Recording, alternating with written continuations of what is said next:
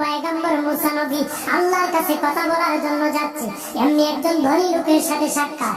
ধনী কয়, মুসা রে, ও মুসা, আমার এত ধন হিসাব রাখতে পারি না, আল্লাহরে জিগাইবানি কি করলে আমার ধন কমবে। মুসা নবী কয়, ঠিক আছে জিগাইবো। একজন বৃদ্ধার সাথে একজন মহিলার সাথে দেখা। মহিলা কয়, মুসা কই যাও রে মুসা? মুসা নবী কয়, তোর পাহাড়ে যাবো, আল্লাহর সাথে কথা বল। মুসা রে, আল্লাহরে জিগাইবানি, আমি গরিব মানুষ, আমি ভালো কিছু কিনতে পারি না, ছেলে মেয়েকে ভালো কিছু খাওয়াইতে পারি না, ভাঙ্গা ঘর, এত গরিব, ভালো করে ঘর বানাইতে পারি না, আল্লাহরে জিগাইবানি কি করলে আমার উন্নতি হবে, ধনী হব, টাকা পয়সা হবে, আল্লাহরে জিগাইবানি। আল্লাহ মুসা নবী কয়, ঠিক আছে, আল্লাহরে জিগাইব, তুমি কেমনে ধনী হইবা। আল্লাহ নবী মুসা নবী তিন রাস্তার মোড়ে গিয়ে দেখে একটা লোক বসে আছে, তার দুই হাত নাই, দুই পা নাই, দুই হাত নাই, দুই পা নাই।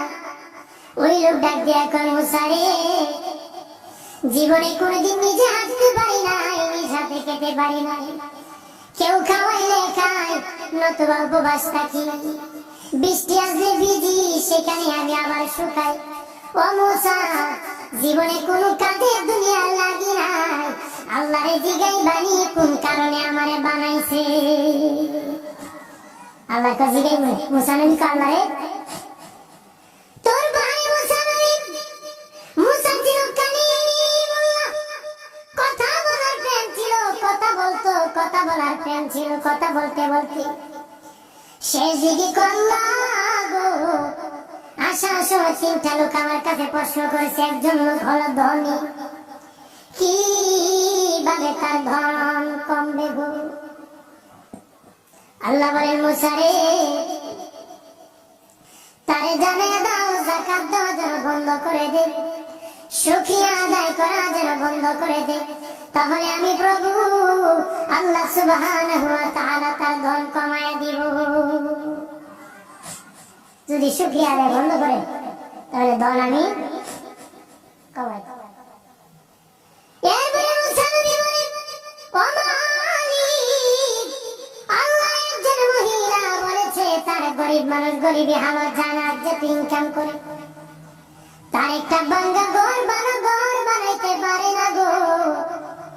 ও প্রভু, কি করলে তার ঘর উন্নতি হবে, তার অবনতির থেকে উন্নতি হবে?